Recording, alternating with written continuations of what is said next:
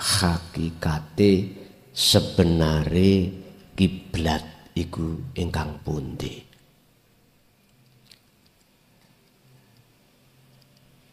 Kita akui atau tidak bahwasanya setiap umat beragama punya kiblat masing-masing.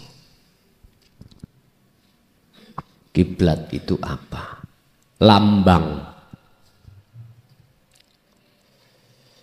Kiblat itu lambang atau bisa dikatakan patokan.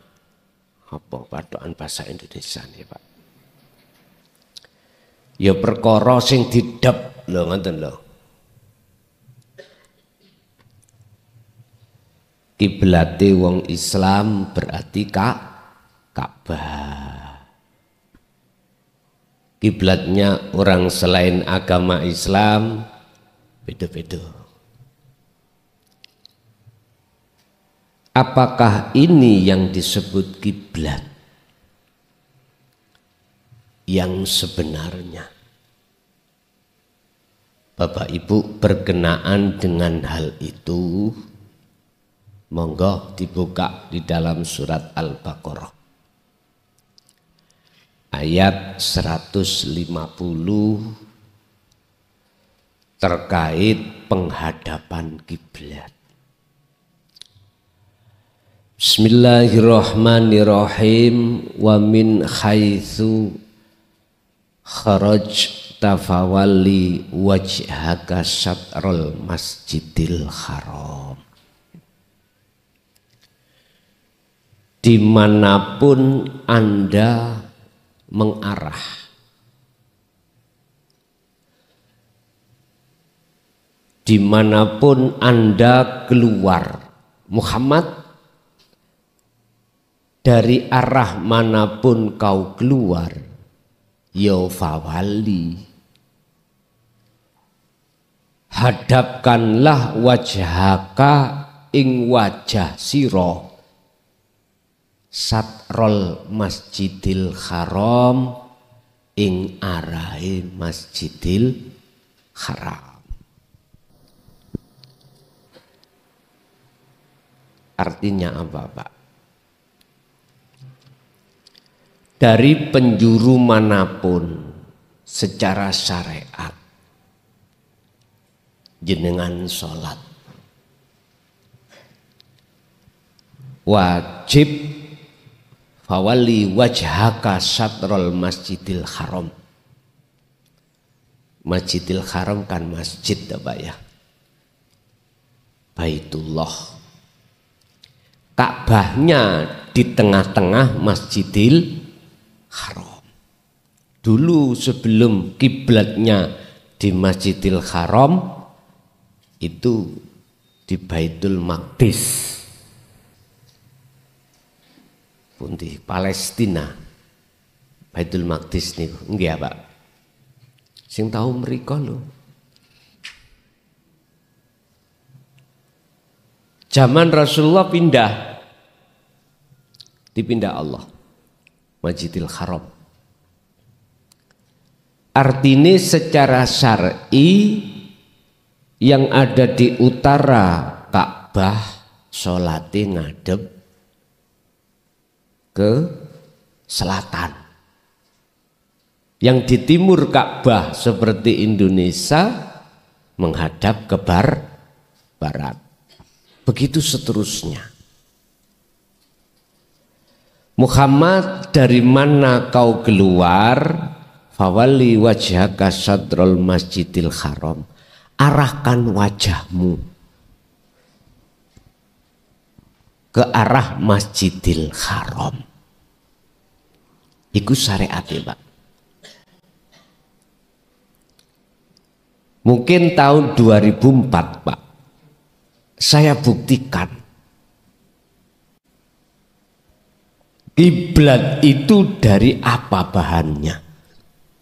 Nggih kula demok, kula lus. Setahu saya loh ya. Itu batu. Tukon jenengan. Onde-onde apa ya? Gak eruh aku. Sing jelas saya buktikan sendiri Ka'bah sebagai kiblat umat Islam kula pegang itu atos. Entah keramik, entah saya nggak tahu Pak, entah batu. Perasaan saya batu.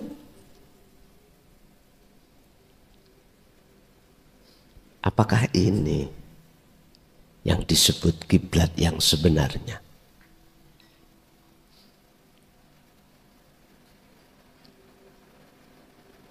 Bapak Ibu, mengapa umat Islam di berbagai penjuru dunia itu sholatnya menghadap kiblat itu? Karena syariatnya lambang, punjer, patokan, cara wong Jawa, titiknya di situ. Ini Islam secara syariat sudah menata supaya umat Islam itu menjadi umat wahidah, satu, tidak berpecah belah terkait masalah kiblat. Cuman yang sebenarnya yang disembah itu yang mana?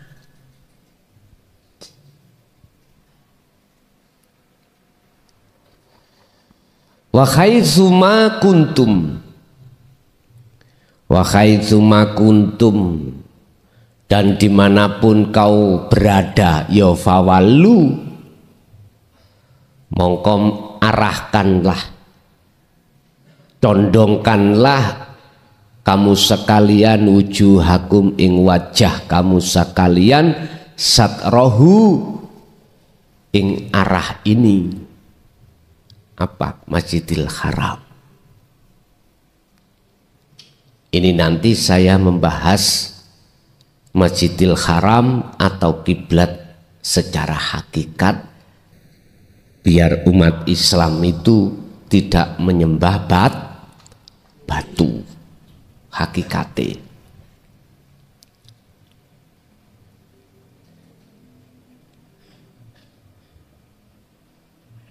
Mengapa Nabi Muhammad diperintahkan untuk condong terhadap Masjidil Haram, menghadap wajahnya, dan umat menghadap wajahnya? Li alla yakuna linnas alaikum hujjatun illal ladzina dzalamu minhum.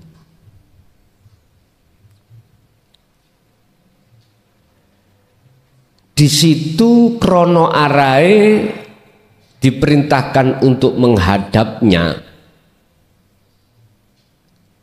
Tidak ada alasan bagi manusia supaya tidak menentang. Jadi biar nggak pecah Pak. Umat Islam itu biar tidak terpecah belah. Nanti di Mekah ada Ka'bah, terus di Mojokerto no Ka'bah, nah, terus ya apa? Maksud daripada li alla yakuna linnas alaikum hujjah,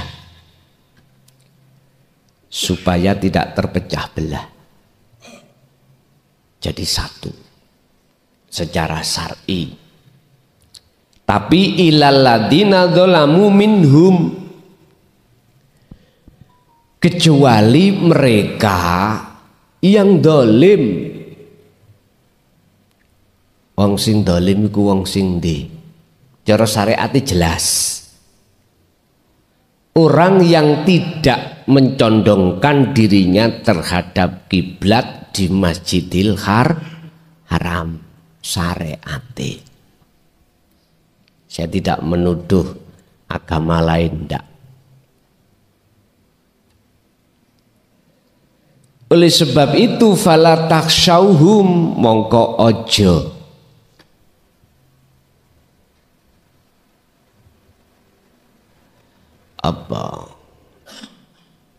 aja wedi sira kabeh hum ing mereka alladzina dzalamu, tetapi wakshauni do wedi sira kabeh ni ing ingsun aku Allah. Oleh sebab itu janganlah kau takut terhadap orang-orang dolim tersebut yang tidak condong terhadap terhadap kiblat di dalam Masjidil Haram. Tetapi wakshauni, takutlah kau padaku, kata Allah. Bentuk takut jenengan taat condong terhadap kiblat di dalam Masjidil Haram, syariat isi. Kalau kau mau seperti itu, wali utimma, dan kusempurnakan, kata Allah, nikmati ing nikmat ingsun alaikum terhadap kamu sekalian, wala'allakum tahtadun, supaya kau mendapatkan petunjuk. Pun iku syariate. Tapi disadari atau tidak, wahai manusia, terima atau tidak Anda semuanya, kita sebagai manusia itu tidak hanya terdiri dari jasmani saja, akan tetapi juga rohani. Urusan jasmani, kiblat sampeyan iku menghadap batu, monggo, tak baik Pak. Di dalam Masjidil Haram, monggo.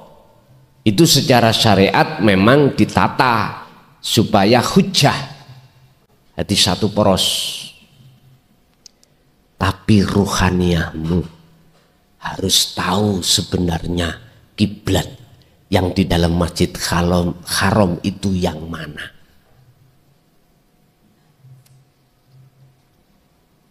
Masjidil Haram ini Bapak Ibu secara hakikat adalah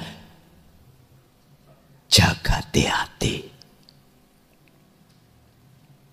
Ini tempat masjid itu, kalau boleh saya katakan Baitullah. Ini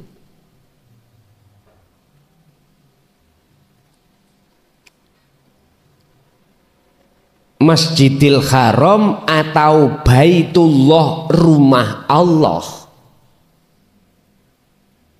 itu bukan sebuah fisik seperti masjid-masjid pada umumnya, bukan. Perlu diketahui, biar ruhaniyah jenengan kali kula setiap saat dan waktu itu enggak menyembah masyaallah perkara selain Allah. Makanya saya tega-tegakan demi umat, sekalipun saya dibenci, dicaci, nggak ada masalah. Bagi saya nggak ada masalah. Aku tambah seneng kok tinggal. Saya tambah suka ditinggal umat, tambah seneng. Dengan dasar tidak percaya lagi dengan ajaran tauhid, bahkan Anda membenci, tidak akan pernah ku benci. Tidak, kalau tambah senang. Sebab dengan bentuk bencian Anda, secara otomatis saya dijauhkan Allah dari Anda.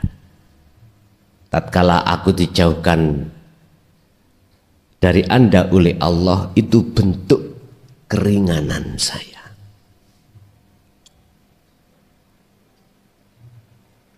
Nyun sewu,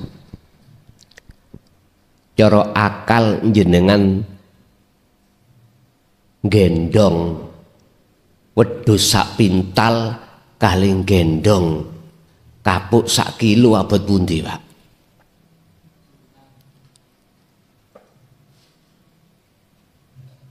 abot sapi sak pintal nggih, ya wedhus sak pintal nggih.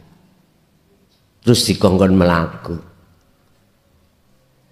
Playune banter pundi? Sing nggo kapuk sak kilo, yang mikul kapuk sak kilo dengan kambing 1 pintal. Aku yakin lebih cepat yang mikul 1 kilo. Tetapi kasih sayang Allah yang tak terbatas, yang dilemparkan terhadap makhluknya untuk innahu minhu lakum nadhirum mubin, menyampaikan pitutur ini. Jadi bagi saya tak tegel-tegel nih, tak sampai no, tak betah-betah nih. Demi umat ini setiap saat dan waktu, biar ruhaniannya tidak menyembah selain Allah. Pundi yang dimaksud kiblat yang sebenarnya itu? Muhammad, dari mana kau keluar? Condongkan hatimu terhadap arah Masjidil Haram. Itu urusan ruhannya hati, Pak. Jadi Masjidil Haram itu adalah jagati ruhaninya. Dan ini tanpa batas. Dan di dalamnya ada wujudnya Allah. Dalam surat Al-Qaf Allah dawuh, wa nahnu aqrabu ilaihi min hablil warid. Aku lebih dekat dari urat nadimu, urat lehermu.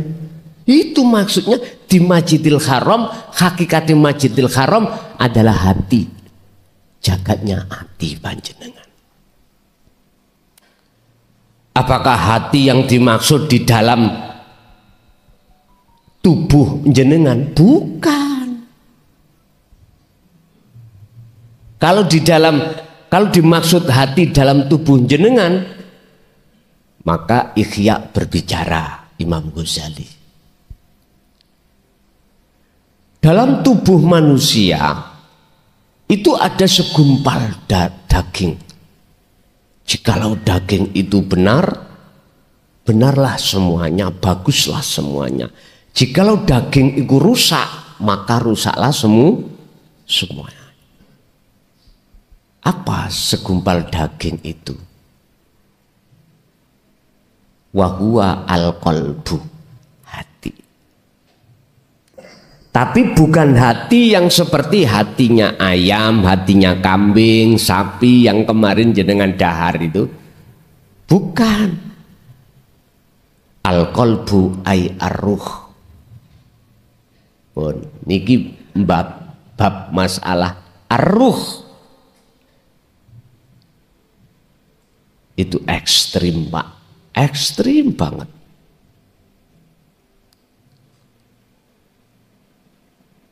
Tapi tetap saya sampaikan.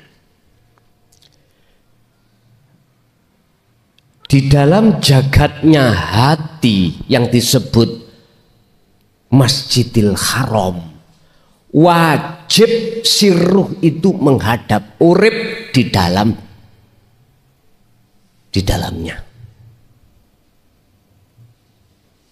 Wajib. Itu maksudnya fawalli wajhaka syatrul Masjidil Haram. Arahkan ya wajahmu Muhammad, wajahnya ruh, Pak, bukan wajah jasad ini. Kalau secara syariat wajah jasad, kalau secara hakikat fawalli wajhaka syatrul Masjidil Haram, arahkan wajahmu Muhammad, wajah ruhmu syatrul Masjidil Haram, terhadap arah Masjidil Haram. Karena kiblatnya di Baitullah. Karena Allahnya lebih dekat daripada urat leher jenengan. Terus piye carane menghadapkan? Nek cara syariat umpama sampean sholat miturut fikih, waktu sholat tolah-toleh namburi kan batal ya ngoten Pak nggih. Karena wajahe mboten fokus condong terhadap Ka'bah. Sama. Hati kita tatkala sholat kok tolah-toleh perkara donya, masih wallah batal sholat sampean. Hakikatnya ya, bukan syariah. Niki wis gak batal maneh Gus. Bentau bayi ngoten. Setiap sholat hati iku noleh masih wallah. Luput bojo anak tidak pekerjaan, macam-macam. Udah, berhentilah Anda melakukan sholat yang seperti itu. Berhenti, artinya berhenti. Harus ada revolusi, perubahan keadaan wajah panjenengan, wajah jenengan. Mana wajahnya ruh? Ihsan, rasa yang benar, imanul haq, iman yang benar yang disebut ihsan. Iman itu rasa, artinya sambung nopak rasa ambek urip ning awak sampean dan atau di depan jenengan. Allah sudah berkata, Al-Baqarah 115, fa'ainama tuwallu fathamma wajhullah. Dimanapun kau menghadap, di depanmu itu ada wajah Allah. Arahkan ke situ. Berarti jenengan harus nyambung noroso menyang urip.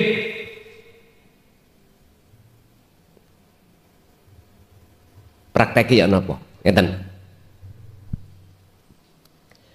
Alladzina yadhkurunallaha qiyaman wa qu'udan wa 'ala junubihim. Ali Imran 191. Para nabi, para rasul, para kekasih waline Allah dan mereka-mereka yang mengikuti beliau itu ketika berdiri atau duduk atau berbaring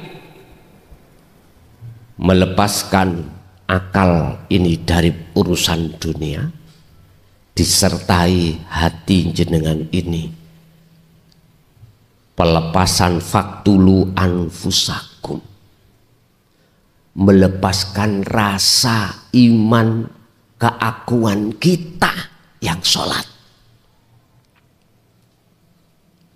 melepaskan keakuan kita yang bisa sholat, yang bisa berdiri, rukuk, sujud, duduk, atau ibadah-ibadah yang lainnya. Rasa pangrasa dalam diri kita sebagai hamba yang bisa ini, bisa itu, punya ini, punya itu, lepas. Ini caranya. Berarti jenengan harus memfungsikan zikir sirul asrar di tahapan su'aul basirah. Harus merasakan kehadiran wujudnya Allah di dalam hatimu setelah melepaskan rasa keakuanmu yang bisa berdiri secara otomatis. Nanti dalam hati jenengan muncul keakuannya Allah, hidup urip dalam dirimu yang melaksanakan. Pertama yang menguasai Otomatis yang mendirikan Anda, merukukkan Anda dan seterusnya, pada akhirnya yang melakukan. Asalnya muraqabah su'aul basirah. Jenengan sudah merasa kalau Allah dekat, Allah yang ada kehadiran dalam diri jenengan yang menggerakkan jenengan. Terus asah ini. Nanti yang tadinya jenengan ada punya iman, aku gerak sebab digerakkan Allah, aku sampai lepas pun gak ada. Akhirnya yang bergerak hanyalah Allah, akunya Allah itu. Ainul Basyirah. Kalau jenengan sudah di wilayah ini, maka inilah yang dimaksud fawalli wajhaka, arahkan Muhammad wajah ruhmu syatrul Masjidil Haram ke kiblat yang sebenarnya adalah hidup.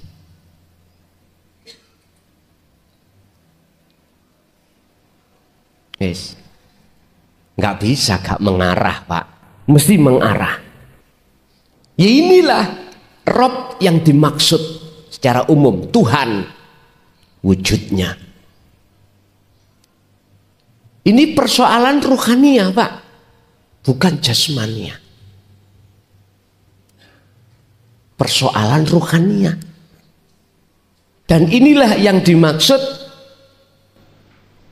wabtaghi atakallah, tentang akhirat. Mohon maaf, bekal akhir wajib ini jenengan bawa, wajib jenengan dapatkan bekal akhirat, kebutuhan akhirat, yaitu madepi ruh, wajah ruh terhadap wajah Allah.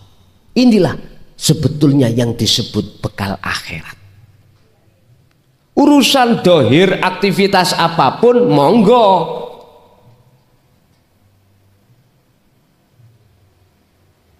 Allah tidak membedakan, terserah, sing penting illa liya budun.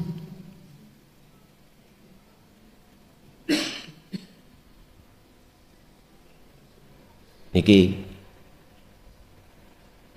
ono cerita, beliau siapa itu kula lupa,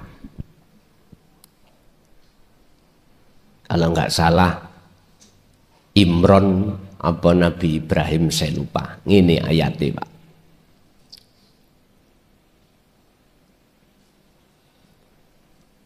Ketika orang tua dan anak masih hidup di dunia, dan orang tuanya mendidik anak-anaknya itu untuk inni wajhtu wajhiya, untuk mencondongkan wajah ruh terhadap wajah Allah. Beliau dawuh ini, mata buduna mimbakti, anakku, ikutlah petunjuk apa wahyu yang diberikan padaku, yang kusampaikan padamu. Mana? Sembahlah Tuhan yang sebenarnya. Sebab saya masih ada di dunia, mata buduna mimbakti, jikalau aku ini sudah mati, apa yang kau sembah nanti?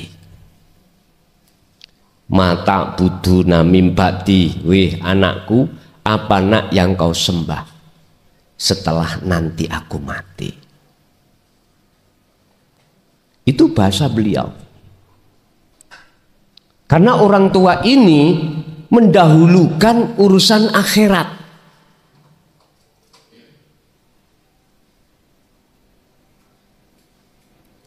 Wabtaghi fima atakallah darul akhirah.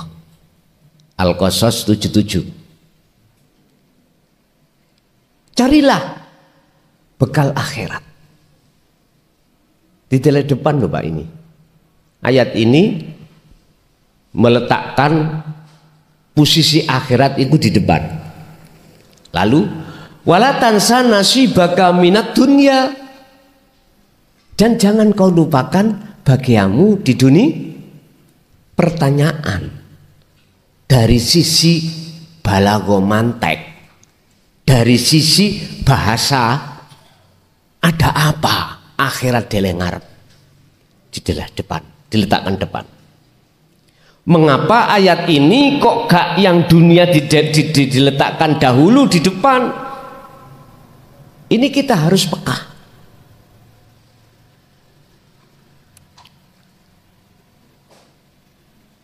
Kebutuhan dunia penting Pak, ngelak ya ngombe,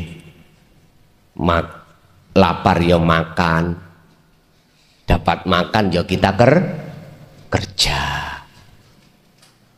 gak bergantung tomak nang orang lain. Biasanya sing akeh tomak kiai Pak. Tahu tomak amen? Arep gak oleh apa manen jaluk, tapi ojo jangan dianggap seluruh kiai wonten kiai barseso maksud saya. Arep karena kiai barseso gak nyambut gawe,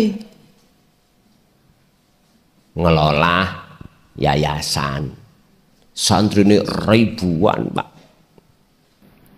Makanya ketika saat ketemu iblis, tomak kiai barseso iku Pak nyun sewu bisa sholat di atas banyu, di atas air. Hadis sajadah digelar di atas air, sholat di atasnya, tidak tenggelam.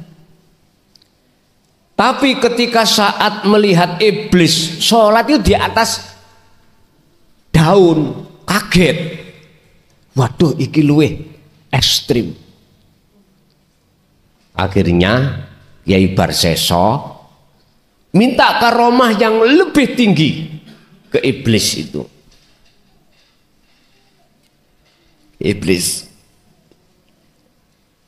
Iblis, piye bagaimana caranya aku bisa sholat di atas daun?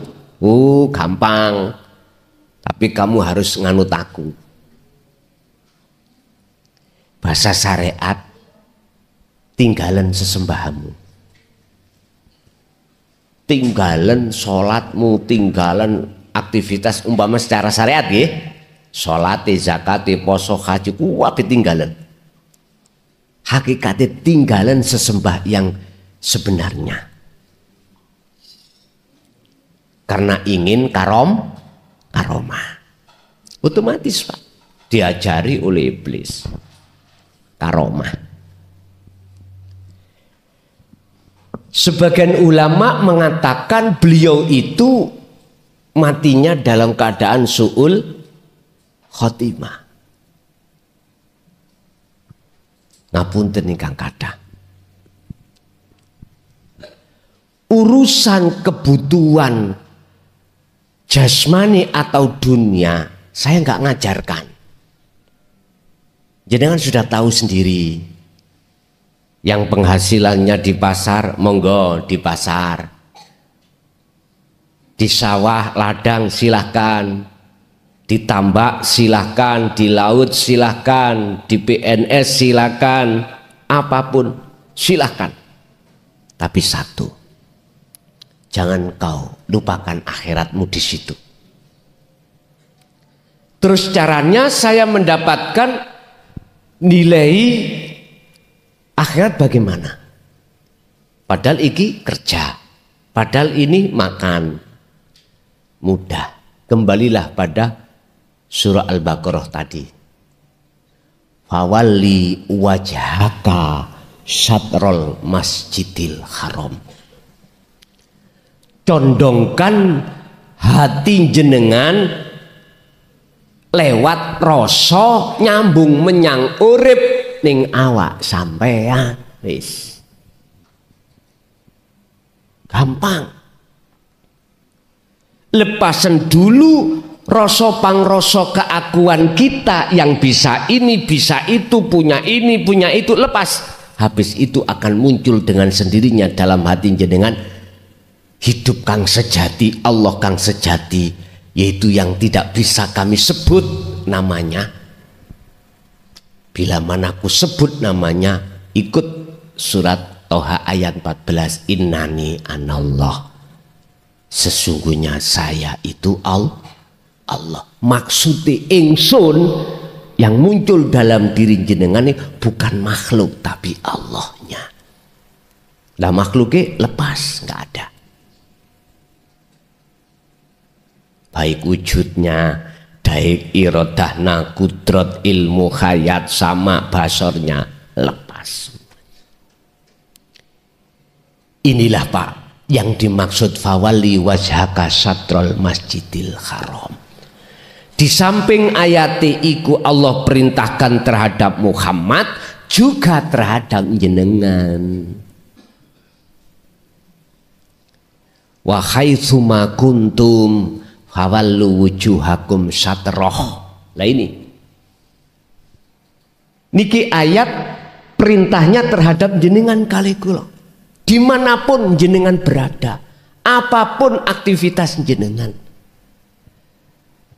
fawallu wujuhakum satroh, arahkan Pak wajah rus sampean terhadap wajah Allah, yaitu kiblat hakikate. Pundi Allah niki, dan ini tidak bisa dihijabi, ditutupi dengan apapun, nggak bisa, karena ini juga di dalam diri jenengan, ya di luar diri jenengan. Nggak ada sesuatu selain Allah yang bisa menutupi Allah, nggak ada, karena di sisi Allah selain Allah itu sudah tidak ada. Ciptakan dalam hati jenengan bahwasanya rasa wujud selain Allah itu hilang pun. Caranya ya apa? Sing gelek, sing seringlah fastakomu jenengan kali kula niki lepaskan akal dari urusan dunia, disertai hati lepaskan diri. Yang tadinya punya rasa ini itu lepaskan. Nanti akan maknyes dalam hati jenengan, sambil terpejam lebih baik, karena sampai nek terpejam sampai tidak bisa melihat wujud selain Allah, karena terpejam. Wujudnya bantal, wujudnya enggak ada, tapi gelap. Tapi nanti dalam gelap itu ono padang, ada keindahan. Sampai lihat kalau malam hari gelap, indah. Sampai lihat di atas bintang berkelipan, bulan, indah. Jangan takut dengan gelap, karena di dalam gelap itu ada terang. Jangan takut kemewahan dunia perkara selain Allah, jangan takut. Itu bagian yang harus jenengan bawa. Sebab di dalam kegelapan selain Allah itu ada cahaya terang. Manakala jenengan itu fawali wajhaka satrol masjidil haram, mencondongkan wajah ruh jenengan pada wajah Allah di situ. Bon gini caranya. Jadi kiblat hakikate adalah Allah. Yang kumaksud Allah bukan nama, bukan sifat, bukan zat, tapi sesuatu yang tidak bisa kau sebut. Yang adanya itu lebih dekat daripada urat leher. Dan adanya juga wajahnya di depan jenengan. Intinya beliau itu di mana-mana dan tidak kemana-mana. Untuk bisa menyatakan wujud nyatane Allah, maka wujud selain Allah tiadakan. Faktulu anfusakum. Wa idh qala Musa liqaumihi ya qaumi innakum dzalamtum anfusakum bittikhadikumul ijla. Sebab umat Nabi Musa wedhus sapi perkara apa sak liyane Allah ana jero ati, mongko Nabi Musa ngomong, ya qaumi innakum dzalamtum anfusakum.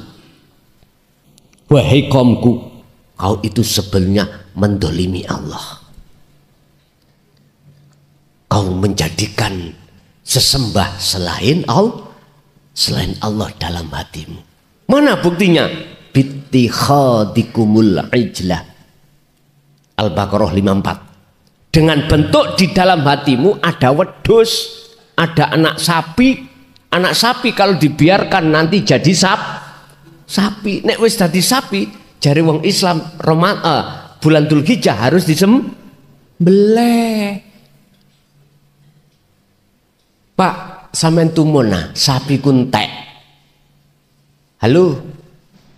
Tumon? Padahal bendino niku nek ndi dibeleh, gitu. Tidak menunggu bulan Dzulhijjah. Sampean lihat pasar Krian, pasar Bandawi nombeleh sapi. Tapi kok gak entek-entek. Padahal sapi kalau melahirkan paling kathah 2. Kucing iki lho nyun sewu. Setahun manak pinten? Sak manakan pinten? Ora pate enek. Sampean gak usah mikir utek sampean. Gak nutut. Pondambek ngeten. Sampean lihat ikan yang di lautan yang luas sekali. Kok bisa besar-besar? Sinten sing makani, Pak? Gak mentas. Cara menungso makani iwak di situ, tapi kok saged besar, Pak? Lah, iki aja tinggu mikir, gak nutut, pedot-pedot. Ngen-ngenen ning ati tafakuro dengan iman, baru ketemu. Bapak Ibu hadirin, jadi untuk menyatakan wujudnya sing wujud, hilangkanlah sesuatu yang jenengan terko wujud.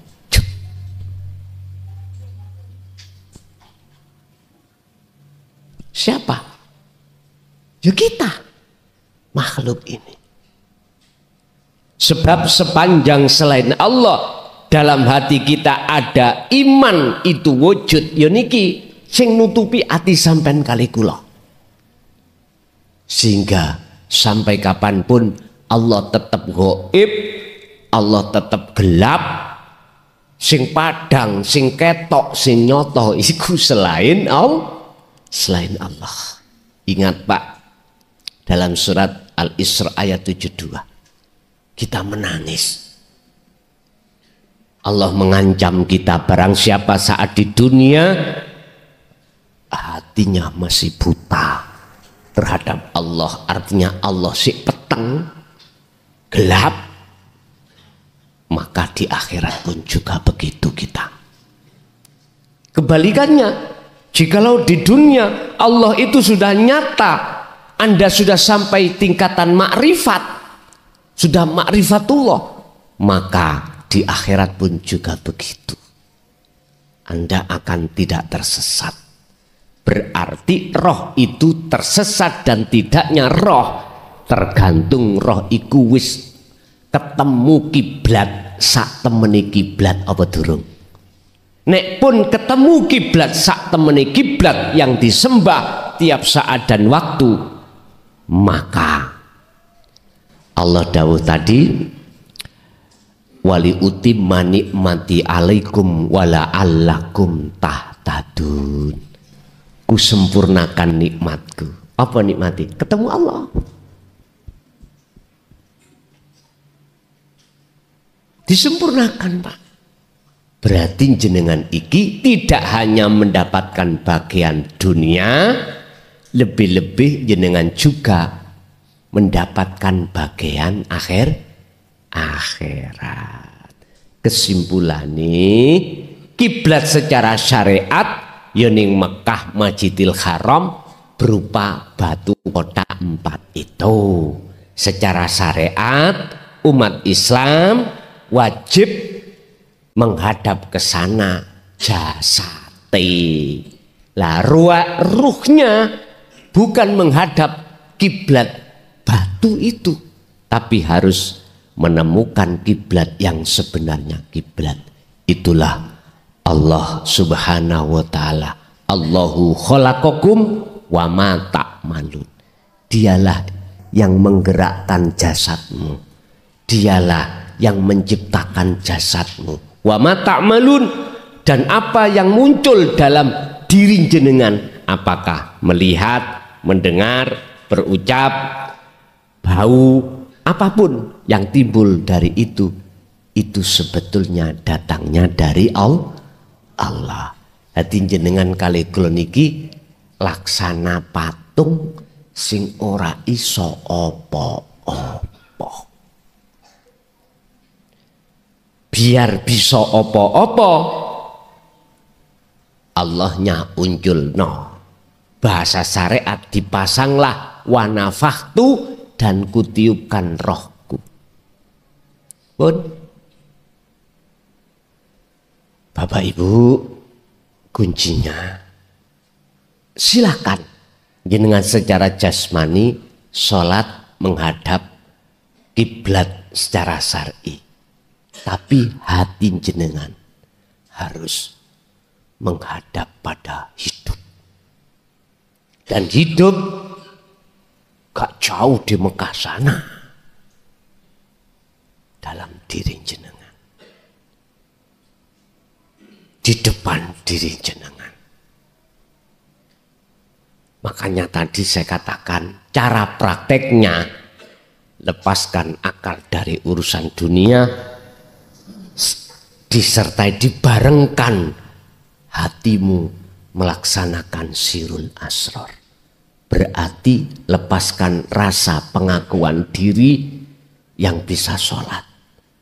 Jenengan harus merasakan kehadiran Allah dalam diri jenengan, yaitu hidup. Karena hidup itulah Anda seakan-akan bisa berdiri, bisa rukuk dan sujud. Udah, ikuti ini walaupun jenengan sik muraqabah.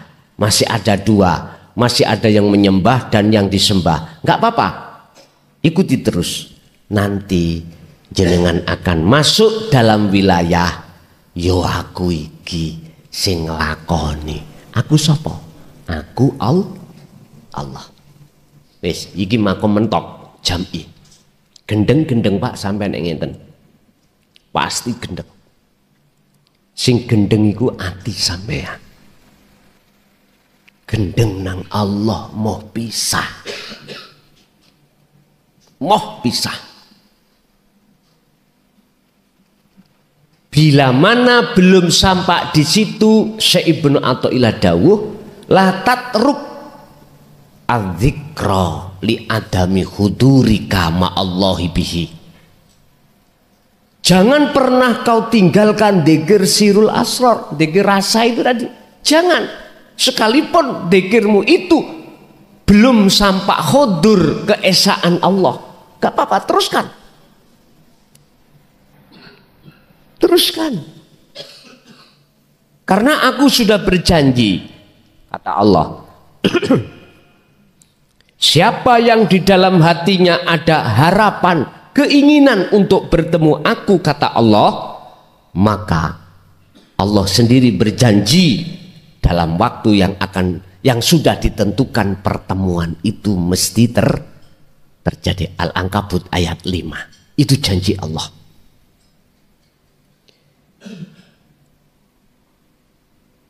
Tidak ada manusia sak jagat ikut ingin ketemu Allah, Pak, kecuali mereka yang merasa Allah dekat.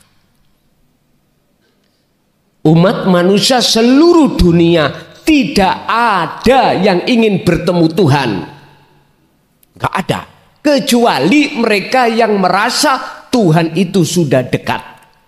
Iki makalah. Lah sukanya ketemu apa? Kesenangan, kemewahan dunia. Padahal Allah sudah katakan, wa mal hayatad dunya illa mataul ghurur. Kamu akan ditipu oleh nafsumu lewat kesenangan dunia ini. Jangan kau ikuti nafsu dalam dirimu, ikuti aku. Ngoten, Pak. Alladzina yastami'unal qaula, mengikuti jenengan yang dos pundi ya Allah. Dengarkan ajaraku sing disampekno yang tak lewatno Muhammad.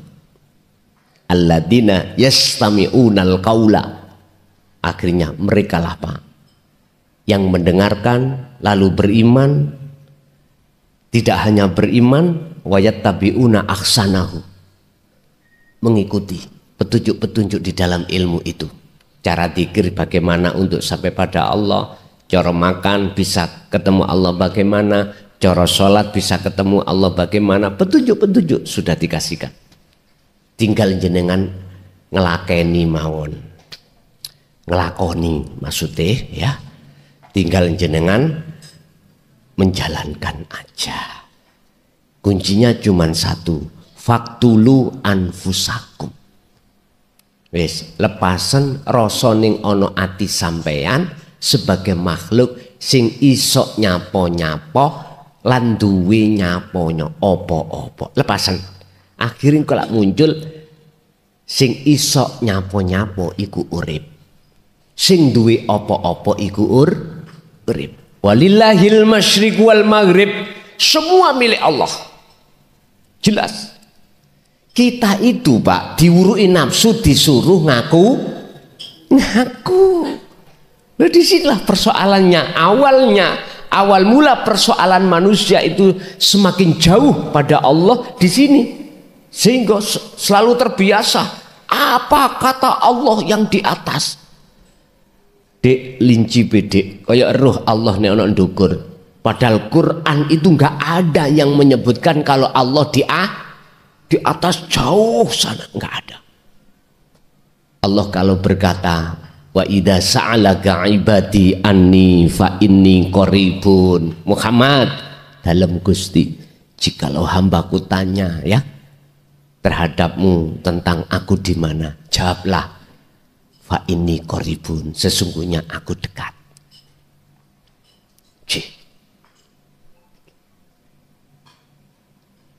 Dekat tanpa senggolan. Wa nahnu, dan aku iku akrob, bahkan lebih dekat min hablil warid, dari urat leher. Nah, makanya bisa nyata wujud Allah iku dalam hati jenengan. Fanakan, lepaskan, buangan wujud kita sebagai manusia dengan cara dikira terus pun ikut tak mungkin lagi bimbing Allah piambak sampean. Khalwat itu Pak, dikir itu sing bimbing langsung Allah, bukan mursid menungso. Podo mursid menungso sampean kali kulon iki sifatit tidak punya daya upaya apapun, la haula wala quwata. Ora enek ceritane makhluk iso nulungi makhluk. Mboten saged. Wong nulungi awake dhewe gak iso kate nulungi orang lah. Sama jejer rokok loro lho. Kangen nulungi situ-situ. Gak iso. Ya iki asline sampean. Lah sekarang bagaimana caranya di dalam diri jenengan iku muncul pangrasa yen sampean kali kula niki la haula wala quwata. Rasa sing tadinya iso ini iso begitu, waduh, yang tadinya merasa alim, merasa punya kehendak, merasa kuat, merasa hidup, merasa bisa melihat, merasa bisa mendengar, lepas. Carane ya dikira terus sirul asrar, baru kok ketemu. Oh, mboten ta. buangen anak sapi di dalam hatimu he umatku Nabi Musa. Caranya apa? Faktulu anfusakum, patenono dirimu. Bukan bunuh diri loh Pak ya. Ayatnya memangnya maknane bunuh diri. Faktulu podo matenono sira kabeh anfusakum ing awak dhewe sira kabeh.